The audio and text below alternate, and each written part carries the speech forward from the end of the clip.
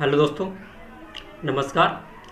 Toppers notes के current affair classes में आपका एक बार फिर से बहुत बहुत हार्दिक स्वागत है। और मैं हूं मनीष कुमार, जी के फैकल्टी ऑन द चैनल। तो आज अपन आ, आज है 2 मई। तो 2 मई का करंट अफेयर अपन पढ़ने जाएंगे, यानी 2 मई 2020।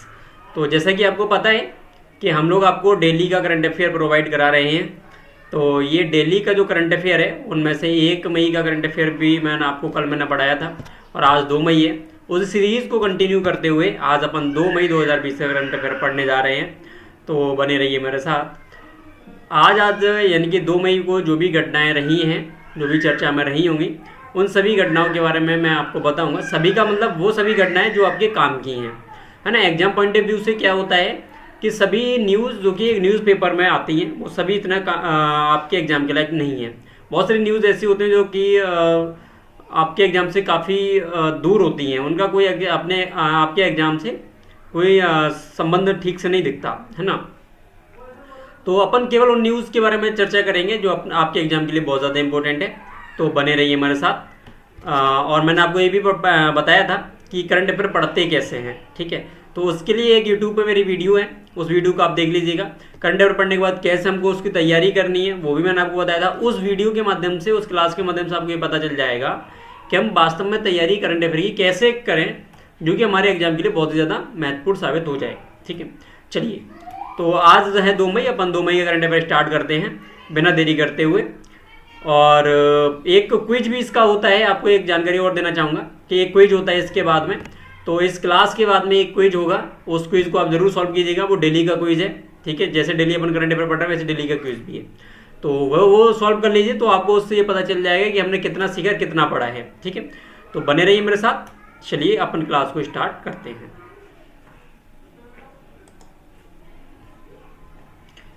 आज 2 मई है और 2 मई को अपन पहली न्यूज़ पर आएंगे और देखेंगे सबसे पहले, ठीक है। यहाँ से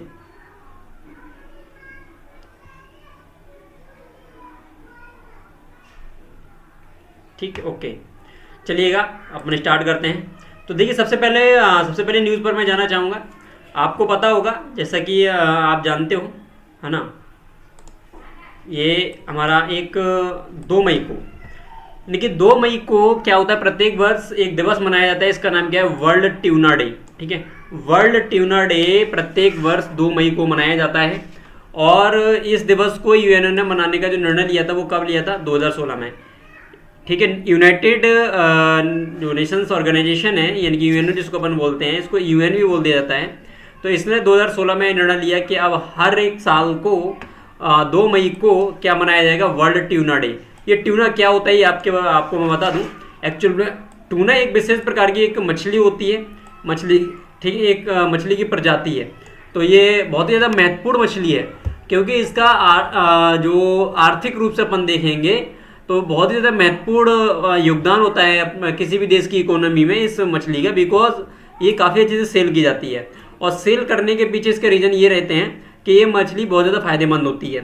एक्चुअल में क्या है, जैसे कि अपन देखते हैं हार्ट के लिए बहुत ज़्यादा फायदेमंद करती है। जो हमारी आर्टरीज होती है ना, आर्टरीज, इनके बारे में धमनियाँ वगैरह आपने सुने होंगे, धमनियाँ और स्राएं, बायोलॉजी में पढ़े होंगे आप लोग, ठीक है। तो क्या होता है, ये धमनियों में जो कोलेस्ट्रॉल होता है उसकी मात्रा को ज़्यादा बढ़ने नहीं देती, तो उससे बहुत सारी बीमारियों को बचाए रखती हैं। ऐसे अपन देखते हैं तो बीपी की कंट्रोल में भी ये काफ़ी कंट्रोल करती है ये वाली मछली, ठीक है। और एक्चुअल में इस मछली में पोटेशियम की मात्रा ज़्यादा होती है, तो ये बीपी कंट्रोल भी रखती है। और भी अन्य प्रकार के फायदे हमें इस मछली से देखने को मिलते हैं, ठीक है। और इस मछली की एक खास बात ये होती है कि ये मछलियाँ क्या करती हैं, सार्क के, एक्चुअल में सार्क क्या करती है, बड़ी मछली होती है और ये छोटी मछलियों को खाती है। तो इनको डर रहता है कि कहीं हम इनके सार्क के शिकार ना बन जाएं। इस वजह से क्या होता है, ये डॉल्फिन के झुंड में चलना स्टार्ट कर देती हैं। जहाँ पर इनको डॉल्फिन का झुंड मिला उनके साथ साथ ये चलती हैं समुद्रों में, जिससे कि सार्क जैसी कोई बड़ी मछली इन पर अटैक ना कर दे। ये इनकी कुछ एक खास आदत होती है। तो ये थी ट्यूना के बारे में। तो वर्ल्ड ट्यूना डे अपन कब मनाते हैं, यानी कि 2 मई को प्रत्येक वर्ष, और ये 2016 में स्टार्ट किया गया था, पूरे विश्व में मनाया जाता है। और आपको मैं बता दूँ, ट्यूना जो मछली है वो वर्ल्ड में अटलांटिक ओशियन में, पैसिफिक ओशियन में पाई जाती है ना। और साथ साथ भारत में देखें तो अरब सागर में मिल जाती है, बंगाली खाड़ी में भी ये मिल जाती है। चलिए, ये थी ट्यूना के बारे में जानकारी। चलिए अपन दूसरी न्यूज़ पर आते हैं। तो आज जैसे कि आपको पता होगा आईसीसी यानी कि इंटरनेशनल क्रिकेट कमेटी, तो इसने क्या किया है अभी एक तीनों फॉर्मेट, ये 3 फॉर्मेट कौन कौन सी हैं? सबसे पहले मैं नाम लेना चाहूँगा T20 का, ठीक है, फिर ओडीआई यानी कि वनडे इंटरनेशनल क्रिकेट, और फिर आपका टेस्ट। ये 3 फॉर्म अंतर्राष्ट्रीय क्रिकेट की होती हैं। T20 में केवल 20 ओवर का मैच होता है, ओडीआई में 50 ओवर का मैच होता है, और ये वाला मैच 90 एक दिन में 90 ओवर्स डाले जाते हैं, और उनमें से ये 4 दिन तक ये चलता है, ठीक है, टेस्ट मैच। तो एक्चुअल में क्या है, ये 3 फॉर्म इसकी होती है T20 की, इसकी क्रिकेट की।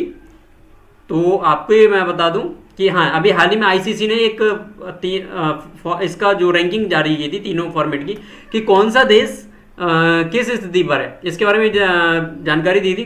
तो इसके लिए क्या देखने को मिला, तो जो हमारा T20 है और जो वनडे है यानी कि ओडीआई क्रिकेट है, तो ओडीआई क्रिकेट में और वनडे यानी कि T20 में जो ऑस्ट्रेलिया था, ऑस्ट्रेलिया प्रथम स्थान पर आया, ठीक है।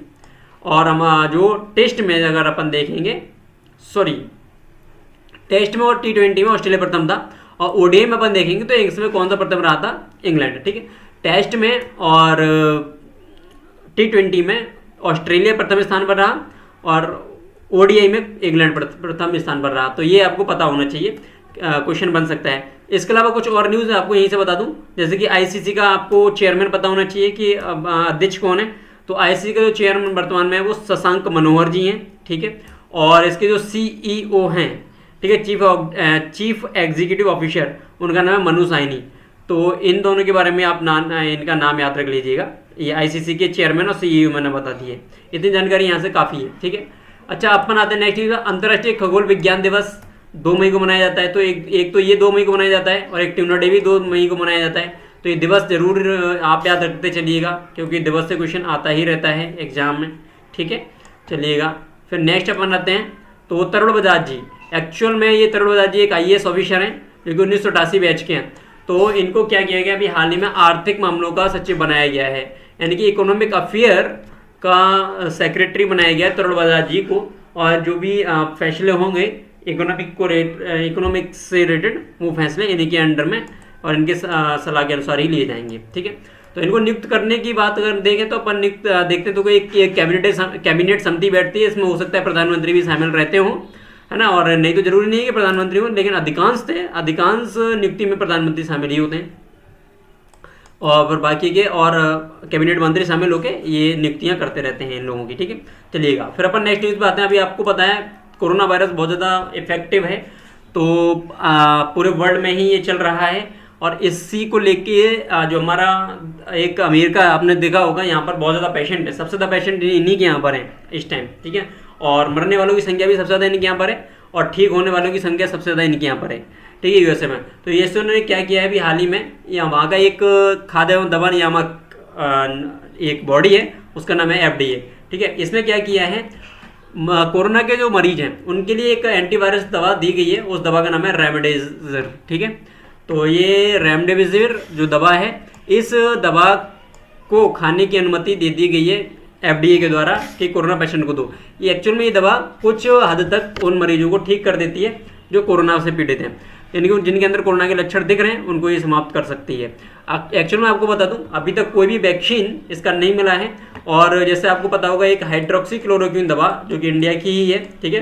तो ये हाइड्रोक्सी क्लोरोक्विन जो दवा चल रही है, ये दवा भी इसमें कामयाब है, ठीक है, काफ़ी हद तक। तो इसको विदेश में भी भेजा गया है, अमेरिका ने भी इसको मांगा था, भारत ने दिया भी था। ये भारत में इसकी बहुत ज़्यादा सप्लाई है। एक्चुअल में ये मलेरिया की दवा होती है, ठीक है, हाइड्रोक्सी क्लोरोक्विन तो मलेरिया की होती है। चलिए, फिर नेक्स्ट अपन आते हैं। तो आपको पता होगा जो महाराष्ट्र गवर्नमेंट है, अभी इसने हाल ही में एक बीमा योजना निकाली, इसका नाम है महात्मा ज्योतिबा फुले जन आरोग्य योजना। एक्चुअल में ये योजना पहले की है, और अभी इसमें थोड़े से बदलाव किए गए। इसमें ये बोला गया है कि आप महाराष्ट्र की प्रत्येक जनता के लिए एक निःशुल्क बीमा दिया जाएगा, यानी 100%, यानी कि 100% जनता के लिए बीमा दिया जाएगा। और इस प्रकार की योजना को प्रारंभ करने वाले महाराष्ट्र एक देश का पहला राज्य बन गया है। एक्चुअल में कोई भी ऐसा राज्य नहीं है जो कि निःशुल्क बीमा योजना चलाता हो और 100% चलाता हो, यानी कि 100% जनता के लिए चलाता हो। ये योजना पहले की है, लेकिन एक्चुअल में क्या है, इसमें बदलाव कर दिए गए हैं। पहले ये 100% नहीं थी, या कुछ ही लोगों के लिए थी जिनके पास कुछ इंपोर्टेंट कार्ड हुआ करते थे। अभी सभी लोगों के लिए है, ठीक है। तो नेक्स्ट न्यूज़ पर अपन आएंगे, यानी कि यहाँ से आते हैं, ठीक है। तो यहाँ से आपको मैं बता दूं कि जो हमारा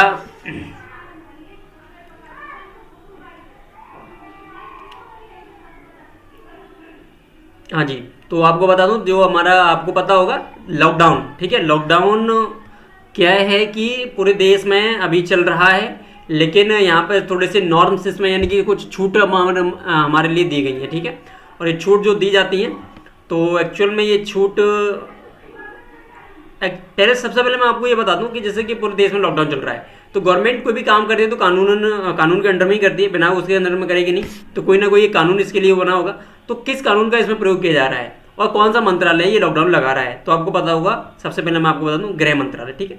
गृह मंत्रालय इसके बारे में बोलता है कि भाई लॉकडाउन लगना चाहिए, और इसके तहत जिस एक्ट का प्रयोग किया जा रहा है उसका नाम है डिजास्टर मैनेजमेंट एक्ट 2005, ठीक है। यानी कि आपदा प्रबंधन अधिनियम 2005 का इसमें प्रयोग किया जा रहा है। और पूरे देश में लॉकडाउन बढ़ना है, घटना है, कितना होना है, वो सब गृह मंत्रालय डिसीजन ले रहा है, ठीक है। और ये किस एक्ट के तहत ले रहा है, तो इस एक्ट के तहत। तो ये एक्ट बहुत ज़्यादा चर्चा में आ चुका है। इस एक्ट में अन्य भी बहुत सारे प्रावधान हैं इस आपदा से रिलेटेड, लेकिन आपको अभी केवल लॉकडाउन से संबंधित प्रावधान ये पता होना चाहिए कि ये किस मंत्रालय के अधीन चल रहा है, तो गृह मंत्रालय के अधीन, ठीक है। तो क्वेश्चन बन के आ जाएगा कि बताइए कि लॉकडाउन को किस मंत्रालय ने चलाया था, यानी लॉकडाउन को लागू करने के लिए किस मंत्रालय की आवश्यकता पड़ी थी। तो ये आप ऐसे करके आप याद रख लीजिएगा, ठीक है। और कौन सा एक्ट, तो ये, और कब तक अभी लागू किया गया, 17 मई तक। अब आगे चल के देखेंगे अपन, 17 मई तक तो ये लागू है। 17 मई के बाद कितना बढ़ता है, लॉकडाउन 4 इसके बाद लागू हो जाएगा। अभी तक लॉकडाउन 3 लागू किया जाएगा। फिर अपन आते हैं इस पे, ठीक है। जैसे कि आपको पता होगा एक फेड कप हार्ट अवार्ड है, ठीक है। एक्चुअल में ये अवार्ड उन लोगों को थोड़ा सा देखें जो टेनिस खिलाड़ी, आपने देखा होगा एक सानिया मिर्जा अपने खिलाड़ी हैं, अपने भारत के ही हैं ये। तो इनको अभी हाल ही में इस अवार्ड के लिए नियुक्त किया गया है, नामित किया गया है, नॉमिनेट किया गया है, ठीक है। तो इस अवार्ड के लिए चुनी गई एक पहली ऐसी भारतीय महिला है सानिया मिर्जा जी, जो कि इस अवार्ड के लिए चुनी गई है। अभी तक कोई भी भारतीय लोग इस अवार्ड के लिए नहीं चुना गया था, ये पहली भारतीय है, ठीक है। और महिला से मतलब नहीं है, जेंट्स में भी अपन देखेंगे तो पहली ही है ये भी। और इस अवार्ड को बिकॉज ऑफ लॉकडाउन इसको किया गया, ऑनलाइन घोषित किया जाएगा, निश्चित किया जाएगा, ऑनलाइन ही दिया जाएगा ये, ठीक है। ये आपको पता होना चाहिए। तो फेड कप अवार्ड के बारे में ये ध्यान रख लो, अभी किसको नियुक्त किया गया है, ये सानिया मिर्जा जी को अवार्ड किया गया है। और एक संस्था है फेड कप BNP पैरिस, इस संस्था के द्वारा ये दिया जाता है, ठीक है। तो BNP संस्था, इसमें ध्यान रख लेना, BNP पैरिस, ठीक है। ये संस्था इसको अवार्ड को देती है। बस चलिए फिर अपन आगे आएंगे, तो नई न्यूज़ पे आइए। अभी आपको पता होगा एक all India institution of Ayurveda, एक भारत की ही संस्था है, इसने और सजत किसने, दिल्ली पुलिस ने कोरोना से लड़ने के लिए एक ज्वाइंट पहल प्रारंभ की थी। और इस पहल का जो नाम रखा गया था वो रखा था आयु रक्षा कोरोना से जंग दिल्ली पुलिस के संग, ठीक है। यहाँ तक इसको रखा गया है। तो ये नॉर्मल सी जानकारी है, कोई ज़्यादा खास नहीं। तो ये दिल्ली पुलिस का नाम जो आ रहा है तो आप अंदाज़ा लगा सकते हैं। और दूसरे संस्था का नाम ध्यान रख लीजिएगा, इस संस्था के द्वारा ये चलाई गई थी। और क्यों चलाई गई थी तो आप सभी जानते हो, कोरोना की वजह से, क्योंकि कोरोना ही अभी जो भी क्रियाएं जो भी चल रही हैं देश में वो कोरोना को लेके ही ज़्यादातर चलाई जा रही हैं, ठीक है। नेक्स्ट न्यूज़ पर अपन आएंगे। तो एक संस्था है जिसका नाम है क्या है, इंटरनेशनल बजट पार्टनरशिप, ठीक है। इसने एक सर्वे दिया है, इस सर्वे का नाम क्या है, ओपन बजट सर्वे। तो ये क्वेश्चन इस पैसा से पहले यही बन के आ जाएगा कि ओपन बजट सर्वे किसके द्वारा लॉन्च किया जाता है, ठीक है। तो ओपन बजट सर्वे किसके द्वारा लॉन्च किया जाता है, ये जो हमारी संस्था है IBP, ठीक है, इंटरनेशनल बजट पार्टनरशिप। तो इसके द्वारा ये जारी किया जाता है। और इसके अलावा आपको पता होना चाहिए इसमें जो हमारा सर्वे हुआ है, इस सर्वे में भारत ने 53वीं रैंक पाई है। और किस में, एक्चुअल में ये बजट है, तो बजट के बारे में डाटा देता है। तो इसमें पारदर्शिता यानी कि ट्रांसपेरेंसी और फिर क्या उत्तरदायित्व के मामले में ये फैक्ट, उसमें बहुत सारे ब्लॉक्स होते हैं, उनमें ब्लॉक्स में से एक ब्लॉक ये भी था ट्रांसपेरेंसी एंड अकाउंटेबिलिटी। तो उसमें भारत ने 53वीं रैंक पाई है। तो ये आपको पता होना चाहिए मेरे दोस्तों कि हर एक देश का ये डाटा जारी करता है, जो मुख्य मुख्य देश हैं जहाँ पर बजट बहुत ज़्यादा इंपॉर्टेंट है उसके बारे में डाटा जारी करता है, ठीक है। तो इस न्यूज़ से इतना ही काफ़ी है और ज़्यादा कुछ नहीं। इस संस्था का नाम ध्यान रखिए, इस ओपन बजट सर्वे के बारे में याद रखिएगा। और इसमें भारत ने 53वीं रैंक पाई है, ये याद रख लीजिएगा, ठीक है। किस ब्लॉग में पाई है ये भी आपको ध्यान रखना चाहिए। तो ये भी मैंने आपको बता दिया, ट्रांसपेरेंसी एंड अकाउंटेबिलिटी यानी कि पारदर्शिता एवं उत्तरदायित्व के मामले में, ठीक है, कि कितना भारत उत्तरदायित्व है इससे और कितना भारत ट्रांसपेरेंट है। चलिए नेक्स्ट न्यूज़ पर अपन आएंगे। तो अपन देखें, ये इसके बारे में मैंने आपको बताया था, पब्लिक एंटरप्राइजेस सिलेक्शन बोर्ड है ना, इसका भी हाल ही में अध्यक्ष किसको चुना गया है, राजीव कुमार जी को चुना गया है। तो ये नियुक्ति से रिलेटेड क्वेश्चन है, याद रख लीजिएगा इस क्वेश्चन को भी, बहुत ज़्यादा इंपॉर्टेंट है। और मैंने आपको बताया था कल की क्लास में मैंने इस PESB बोर्ड का थोड़ा सा शायद जिक्र किया है, वो ज़रा बताइएगा कहाँ मैंने किया है, मुझे कमेंट करके बता दीजिए आप, ठीक है, जल्दी से। चलिए नेक्स्ट अपन आते हैं। तो एक योजना है जिसका नाम क्या है, जगन्नाना विद्या दीवाना योजना। ये स्कीम लॉन्च की गई है जिसका उद्देश्य क्या है, कॉलेज की फीस को पूरी तरह से क्षतिपूर्ति करना। एक्चुअली में जैसे कि आपको पता होगा आंध्र प्रदेश, ठीक है, आंध्र प्रदेश का नाम लेना चाहूँगा। तो आंध्र प्रदेश की सरकार में जो अभी आपको वहाँ के CM तो पता ही होंगे ना, मोहन जी, तो जगन मोहन जी उनका नाम है, थोड़ा सा युवा भी हैं, है ना, अभी तो हाल ही में चुने भी गए हैं, ज़्यादा टाइम भी नहीं हुआ है। तो इन्होंने क्या किया है, जो स्टूडेंट हैं उनकी स्टूडेंट की कॉलेज की फ़ीस तो लगातार चली रही है, तो उनकी फ़ीस को माफ़ करने के लिए, उनकी फ़ीस को माफ़ तो नहीं बोलेंगे, क्षतिपूर्ति करने के लिए, यानी कि पेमेंट करने के लिए, रीइंबर्समेंट करने के लिए एक योजना चलाई है। और इस योजना का नाम जो मैंने अभी आपको हाल ही में बताया था वो है, ठीक है। तो अब यहाँ से आपको ये पता होना चाहिए, ठीक है, हाँ जी। तो फिर नेक्स्ट अपन आते हैं, हाँ जी, मैं बता रहा था इसके योजना के बारे में। तो ये योजना आपको पता होना चाहिए इसके बारे में। तो इसमें क्या किया गया है कि गवर्नमेंट ने ये किया है, जो यहाँ पर बच्चे हैं, ठीक है, उन बच्चों के अकाउंट में, जो बच्चे हैं उनकी जो फीस है, उनके सीधे उनके में तो नहीं आएगा, लेकिन हाँ उनके जो माता जी हैं उनके अकाउंट में इस अमाउंट को डाला जाएगा, ठीक है, इनकी जो फीस है। तो ये योजना आप याद रख लीजिएगा, ठीक है, आंध्र प्रदेश सरकार द्वारा चलाई गई है और उनके माँ के अकाउंट में, ठीक है, माता जी के अकाउंट में ये डाला जाएगा, वो भी 4 इंस्टॉलमेंट में आएगा, ठीक है, 1st, 2nd, 3rd and 4th। Okay, तो बस आज की क्लास में इतना ही काफ़ी है। यहाँ तक अपन ने 12 न्यूज़ को देखा, ठीक है, टोटल हमारी 12 न्यूज़ हो जाती हैं और इनमें से जो महत्वपूर्ण थे उसको मैंने ज़्यादा से ज़्यादा एक्सप्लेन भी किया है। अभी तक कोई भी डाउट हो, कोई प्रॉब्लम हो तो मुझे बताइएगा। आज के लिए इतना ही काफ़ी है। ओके, बहुत बहुत धन्यवाद।